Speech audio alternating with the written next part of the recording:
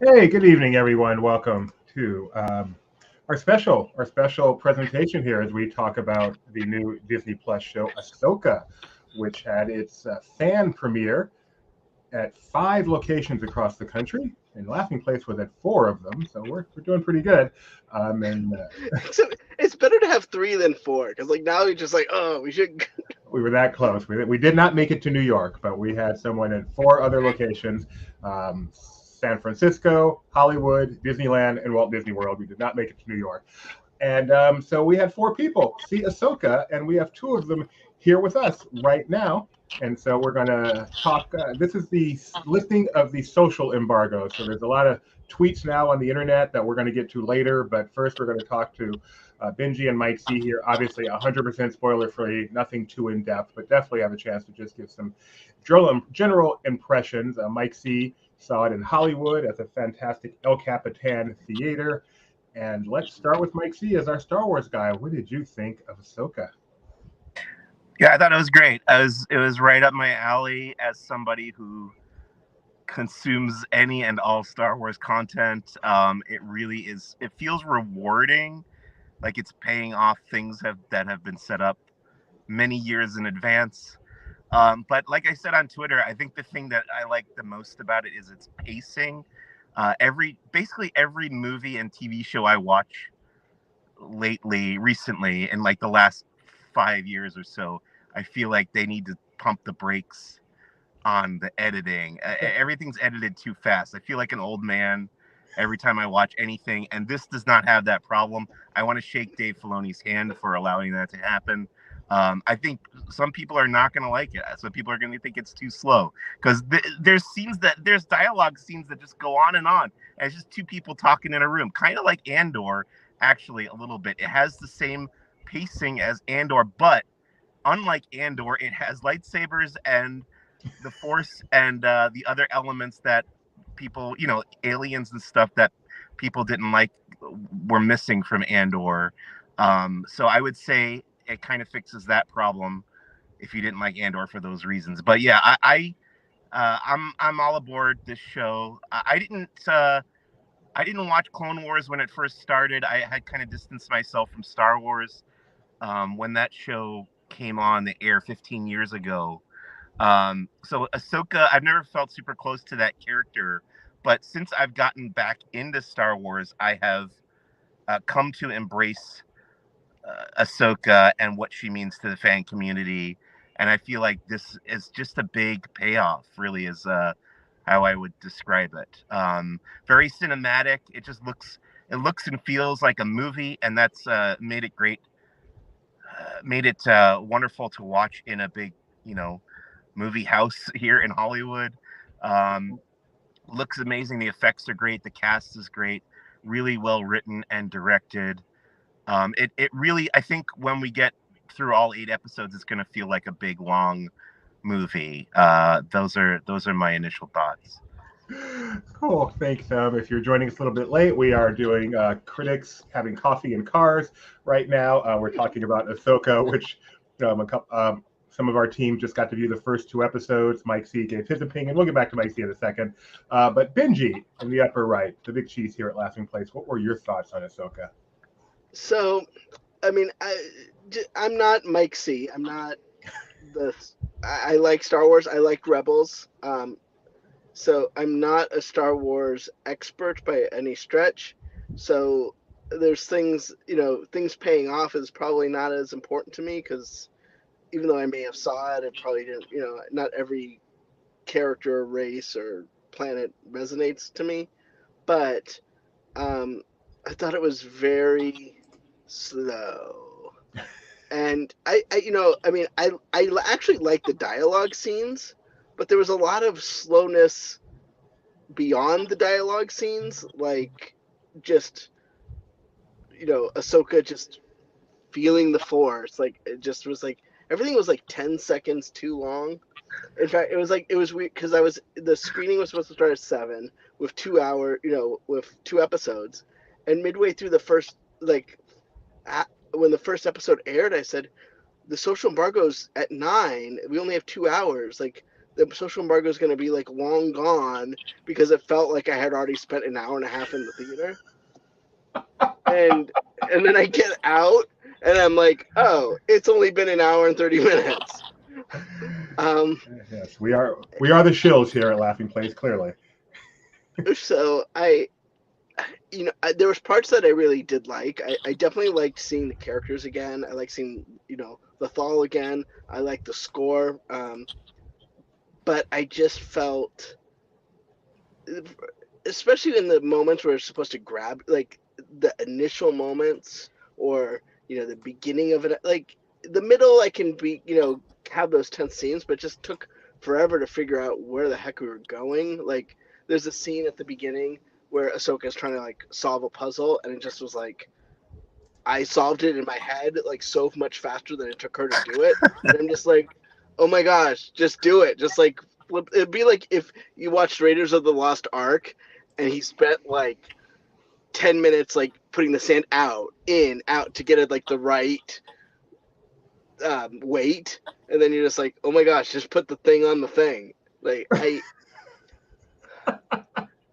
and I guess I was just, because it's kind of in that Mando verse, I was just expecting it to be, I expected it to be sort of a baby between a Mandalorian tone and Rebels tone, and it actually just comes across as a lot more Clone Wars to me, where it's just a little bit much slower than even Rebels was. So I enjoyed it. I will keep watching it. I'm just concerned that it will alienate people who aren't super Star Wars fans, because the moments that got big reactions wasn't like an action sequence in our theater. It was like mentioning a name or seeing a planet, which is, I think that for a general audience is not necessarily as big of a deal. And where did you see it, if you can say, Benji? I saw it at the Lucasfilm Theater. I don't know. It probably has a fancy name than that, but at the Digital Arts Center here over at ILM. Any reaction to Ben's reaction, Mike? I mean, I agree with what he's saying. Like, even during that opening sequence that he's talking about, the Raiders of the Lost Ark-esque sequence, I had those same thoughts. I was like, wow, any other movie would have cut 10 to 15 seconds earlier on each one of these shots, but I loved that about it. I was just like, oh, great. Yeah, let me drink it in. I just like, I don't know, maybe just because of how frustrated I've been with the general curve of where pacing has gone in movies and TV, that I just want everything to be slower. So I have a feeling I'm gonna feel the same way. I'm gonna like it based on that. That's one thing I liked about Andor, is I felt it had kind of a plotting pace at times. So I'm gonna read just a couple of reviews here. Maybe you guys have reacted to it. Maybe you don't. Jermaine Lucier, a name I actually know. I hear him on a podcast I listen to regularly. Says, I think Ahsoka has a lot of potential. As a Rebels fan, I felt a connection to it that was truly special. And yet, it's hugely epic at some times and oddly flat at others. Sabine is the standout, though, and by episode 2, I was fully sucked in. It could go south, but I don't think it will. Any reaction, Mike? Sure. I don't read much of his stuff, so. Do you agree that Sabine kind of stands out in this? I think the whole cast is really, really wonderful. Sabine, yeah, I could see. Oh, that's the other thing I didn't really say in my tweet, is that it feels more like an ensemble show than, the show's called Ahsoka, and Ahsoka is, I would say, one of 3 protagonists. Okay. Oh, that is interesting. Here's another one I want to read, because this is a majorly positive review. Ahsoka, this is from the Adam Review. Star Wars, uppercase, game changer. Surpasses Andor and will win several awards. Great cameos, epic action, and gorgeous visuals that will soak your pants. Did Kyle write that? Not just another TV show. It's the best Disney Plus series ever. A fitting end to her journey while also setting up what's next. Dave Filoni has perfected his craft with this one. It's a stunning show with incredible storytelling and great writing. Some moments will shock you. And of course, Rosario Dawson gives the performance of a lifetime. Magic. Did you like it that much, Mike? I did. And I think, I am a Star Wars fan that consumes all of the Star Wars content, but occasionally I think Star Wars will transcend its own franchise and be something that is, worthy of admiring outside of it being Star Wars. And I think by the end of this will probably be one of those. If it continues, if the quality remains consistent throughout. Alex is working on a social roundup for us right now. So we're going to have a lot of these posted. So I'm kind of stealing from him. This one comes from Liam T. Crawley. And this is the exact opposite of what I just read. Ahsoka desperately needs a shot of adrenaline in the back half. The first 2 episodes are void of all energy, emotion, and stakes. Best part is the score. Hoping the methodical pacing is primarily for big payoffs, but in a vacuum, it's just boring. Rooting for a comeback.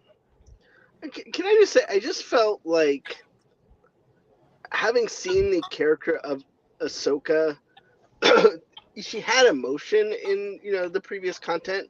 Now, obviously, she's mellowed out as she got older, but I felt like she was almost Obi-Wan-ish, like just kind of like playing the part of like the sage Jedi Master, very even keel, like just never got excited about anything, never got really emotional. You see it that way, Mike? Yeah, I think that. Yeah, I could see that interpretation. I think that follows with the evolution of her character up until this point. I mean, I do think there are moments in these episodes where she showed. I don't know. I don't to say which emotion would be spoilerish. I think, but yeah, I imagine that will evolve as well as this story goes on. I mean, like I said, this is probably going to feel more like an 8-episode movie than a episodic TV show. So we've really only seen like Act 1 at this point. I kind of felt like, Mike, and I don't know how it's going to play out, I almost felt like we saw the prologue. Like, Right. I feel like the way episode 2 ends, I don't want to spoil it, is like, okay, now we're going on the adventure. Right. And it was like, it just took a lot to get there. And you're just like, And that, yeah. And if you'll recall, that same thing happens in Andor, but I think it's at the end of episode 3 where you're like, okay, now they're going on the adventure. Halfway through the show, yeah. Yeah, I mean, I think you understand. Yeah, it's always interesting when they do these like 2-episode premieres or 3-episode premieres. Like, there's a reason they did that, and I think it's clear why they did that for this. Is you don't want to just end on have 2 weeks of episode 1 and episode 2 and then start the show. Essentially, like, I feel like this is okay. This is act 1, or maybe even proto act 1, and then you can get in sort of a weekly cadence. I think it makes sense. I'm going to read one more here. You don't have to react to it, but I just thought it leads me into what I'm getting to. First 2 episodes of Ahsoka are really good.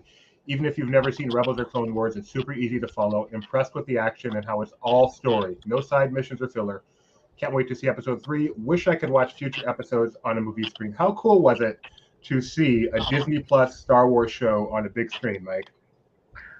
Yeah, it was great. I brought my buddy with me, my best friend Christian, and he leaned over to me during the credits of episode 1 and said, "Oh, it feels like a movie." And I was like, "Yeah, it really does feel like a movie." And you could see why they wanted to have fans see it in this. Not everybody obviously is going to get to see it this way, but 5 theaters worth of fans got to see it this way, and I think it's a good way to get word of mouth going, because it does feel so cinematic. I've been fortunate enough to see episodes of some of the other series in the theater as well, and I think it always helps to see it on the big screen in that way, and with with a crowd full of fans who are all really enraptured and paying attention, hooting and hollering in the right moments too. It gets the energy up. It's a different experience. Obviously, not all the episodes are going to be consumed that way, but I do enjoy it when the opportunity presents itself.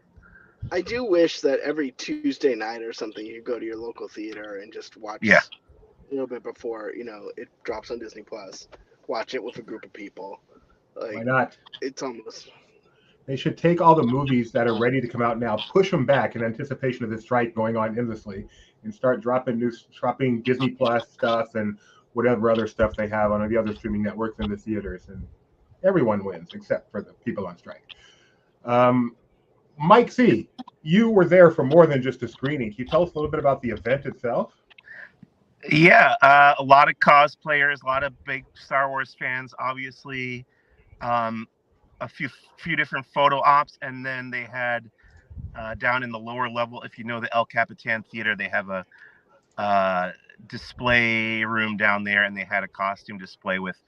It just had the Ahsoka costume, the Ray Stevenson character costume, and then this thing, which was the Huyang droid animatronic that was actually moving on the display stand there.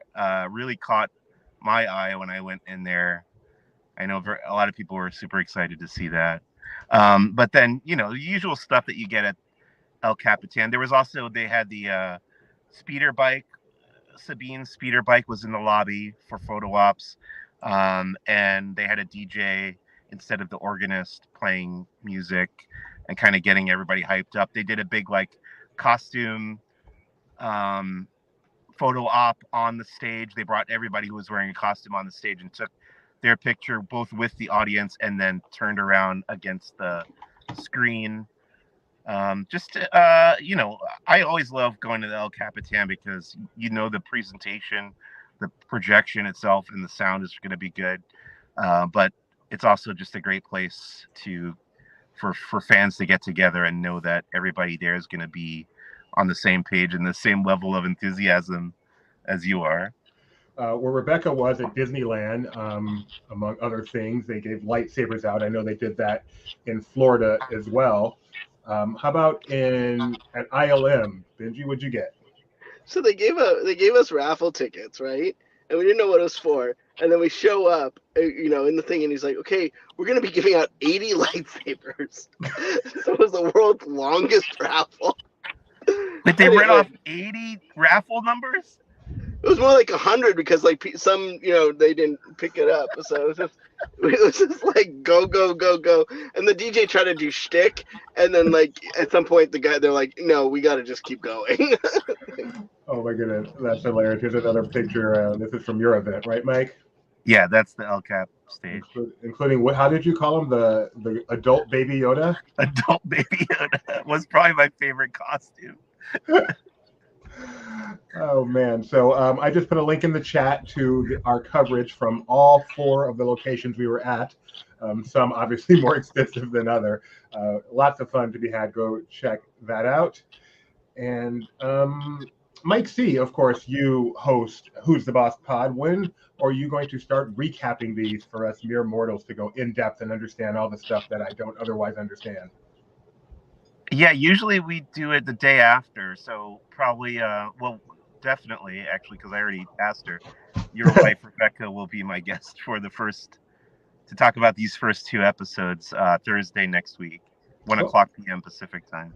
All right, so 1 week from today, the show drops, of course, Wednesday, August 23rd. Something else is happening on August 23rd. You guys were watching movies. Did you hear the big news of who's coming to Disneyland? Ahsoka Tano? Yeah, you're right. Ahsoka Tano, it was announced, is going to be making appearances at Disneyland starting the same day the show drops, August 23rd.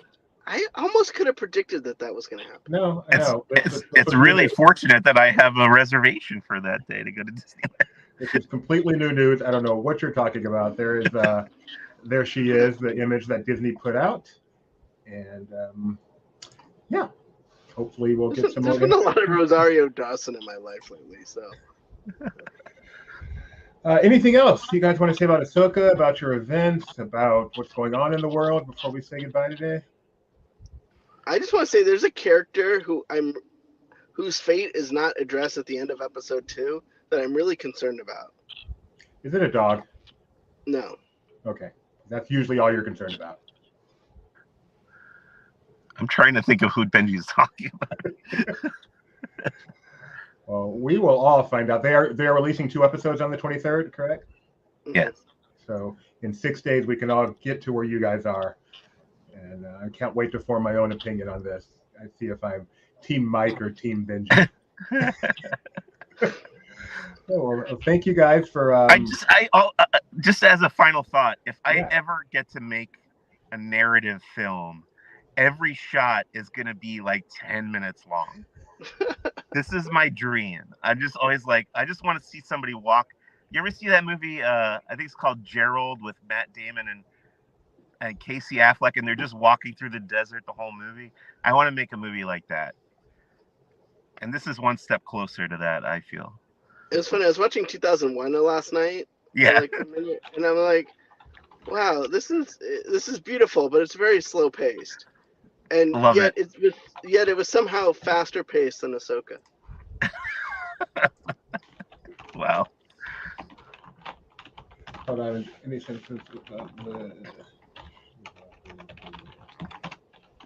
my wife has got a picture with Ahsoka she is currently uploading. Let me see if I can share this one with you guys. So we have a guest picture. Check that out.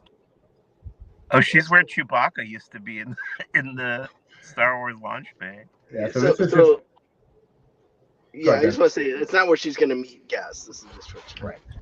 Yeah, this is the temporary location where she's meeting today. She'll be in Galaxy's Edge next week, but that's in Launch Bay.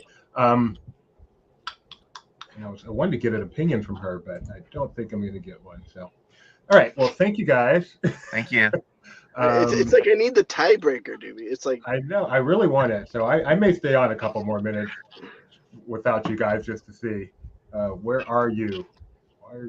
Oh, that's him texting her. I'm like, why am I getting this pop up? But I'm on her computer right now. Why is my son asking me where I am? I'm on the air. I'm easy to find. I appreciate you guys taking time out. It would appear you guys are in between seeing the film and going home. So, I'm going to drive home now. Taking a moment to do this, I definitely appreciate it. Yeah, I mean, I was like, you know what? I'll just pull over in downtown San Francisco at 10 o'clock at night and just see what happens. Braver than me. Somebody might smash and grab you. Which would cause the stream to have more action than most scenes in Ahsoka. Wow. All right. Oh, she's gonna come in. Cool. All right. Well, you guys can stay around. That's fine. I would appreciate if you have a couple more minutes and she joins us for you guys to be there. Sure. Heads up that my battery might die if you see me disappear. Okay. Likely story, Mike C. Likely story. I'm so looking forward to hearing you. Mike, the only guy who doesn't have a charger in his car. Yeah, you're in your car. How do you? I didn't bring the cable. Sorry. Mike has one cable. He has to travel with him wherever he is. We're going to start a GoFundMe for Mike to get a charging cable permanently in his car. What we should do is do 10-minute scenes of him looking for a cable, and that could be like our tribute to Ahsoka. I am definitely Team Mike on that. I like slow scenes that take the time. All right, here we have joining us. I'm going to bring you on right now unless you tell me not to. My wife, Rebecca Mosley, coming to us live from Disneyland. Under a tree, it would appear. Speak again. I can't hear you guys, so just. All right. Well, tell us what you think of Ahsoka. I'm just going to talk real quick because I can't hear you, and I've got fireworks exploding over here.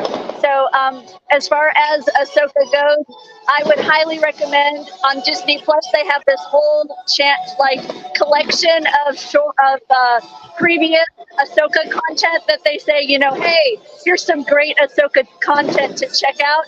And I would really recommend that you look at a few of those because I think you'll enjoy Ahsoka a lot more if you have a relationship already established with Sabine, with Ezra Bridger. So I loved it, but that's what I'm going to say. Disney Plus has that recommendation on, kind of what to watch as you get ready for Ahsoka, and I'm going to say go for it. Thank you very much. Talk to you guys later. Enjoy Bye. the fireworks. My wife likes nothing more than fireworks, so for her to take time out to say that, I greatly appreciate. And so the two guys just give us their opinion. Rebecca gives us help on how to live a better life. Thank you very much. And finally, somebody and fireworks provided a more dynamic experience. I was gonna say, finally, somebody's stream was louder than I am when I'm at Disneyland. All right. Well, I'm glad she got in there to break the tie. The consensus here at LP is Ahsoka is awesome, and once again, Benji is not. So I thanks think for joining us. that's a 66% on Rotten Tomatoes, Which is marginally certified fresh. I'm going to be back tomorrow morning at 9. I'm going to be late. I have to pick that woman up from the airport. I'll be back tomorrow morning at some point to talk more about Ahsoka and all the other stuff going on in the world of Disney. So please make sure to like, subscribe, ring the little bell so you get notified when we go live. And thank you so much to the guys, and we'll see you later.